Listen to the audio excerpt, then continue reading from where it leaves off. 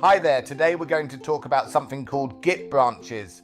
It sounds like a big tech word, but it's really just like coloring one big picture with all your friends. Let's see how it works. Okay, imagine you and your friends are all coloring one big picture together. The main picture is the main branch. It's the good copy everyone agrees on. Nobody scribbles on it directly because if you mess it up, everyone's sad. A branch is like making a photocopy of the picture and taking it to your own table. Now you can color on your copy however you want. Add a shiny fish, try a purple sea, and the main picture stays safe. If your fish turns out ugly, no problem. You just throw your copy away and the real picture never got hurt.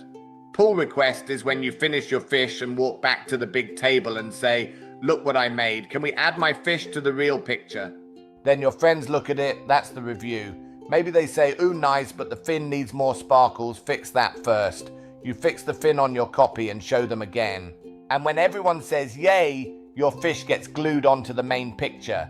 That gluing part is called merging. So the whole loop is copy the picture, color on your copy, ask to add it back, friends check it and glue it in. And why it's called a pull request. You're asking the keepers of the main picture to pull your changes into it.